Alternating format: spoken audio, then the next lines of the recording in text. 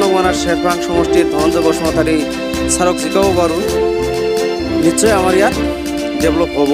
আমি বিপিএফ দলত আজি জইন কৰিলোঁ। আমাৰ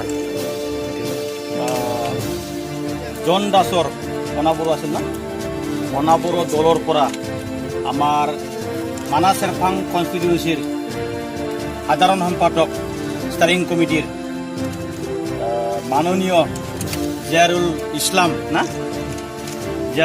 ডাঙৰীয়াই আজি নিজৰ দল অনাবড়ো দলক ত্যাগ কৰি পেলাই আজি বিপিএফ দলক যোগদান কৰিবলৈ আগবাঢ়ি আহিছে।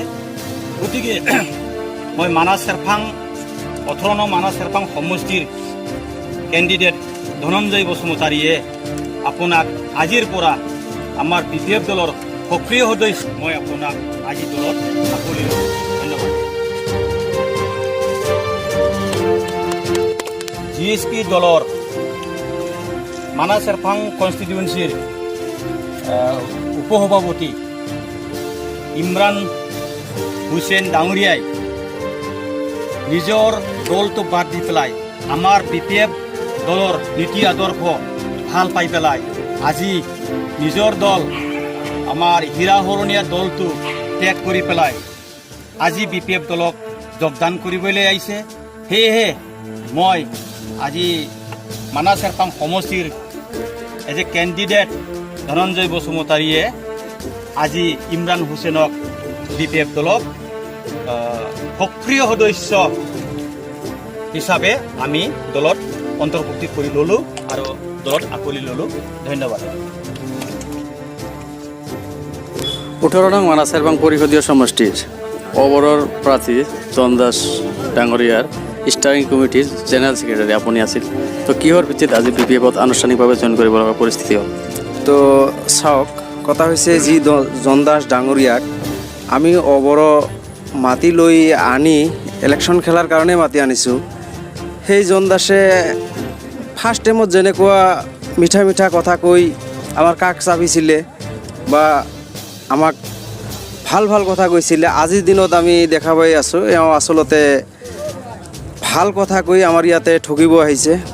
তাৰমানে যেনেকৈ আজি পৰ্যন্ত যি district committee, Bijni district committee, অবৰো কমিটি, সেই ডিষ্ট্ৰিক্ট কমিটিক এওঁ ভেলু দিয়া নাই, এৰি চলি আছে।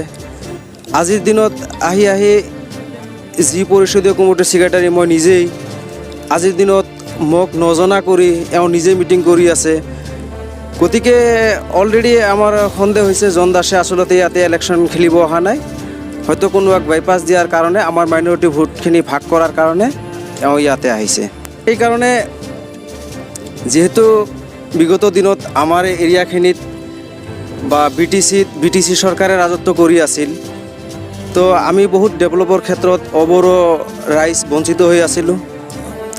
তো আজিৰ দিনতো যদি আমি ঠিক তেনেকৈ কৰোঁ, য'ত আমাৰ জিকাৰ অংক নাই, তত যদি আমি ভোটটো খালি ভাগ কৰিয়ে থাকোঁ, নিশ্চয় আমাৰ ইয়াত ডেভেলপ নহ'ব। ডেভেলপৰ উদ্দেশ্যই যে আৰু য'ত হাংৰামা মহিলাৰীৰ যিটো নীতি আদৰ্শ অলৰেডি চিন্তা কৰি দেখা পালোঁ দল এইটোৱে ঠিক হ'ব। এইবাৰ যদি আমি বিপুল ভোটত আমাৰ 18 নং মানাহ চেৰপাং সমষ্টিৰ ধনঞ্জয় বসুমতাৰী ছাৰক জিকাব পাৰোঁ, নিশ্চয় আমাৰ ইয়াত ডেভেলপ হ'ব। সেই আশাৰে আমি বিপিএফ দলত যোগদান কৰিলোঁ আজি।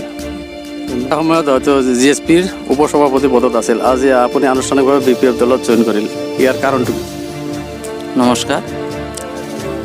ঘটনা হ'ল জিএছপি কমিটিৰ সভাপতি ৰাইজে আমাক বনাই দিছিল।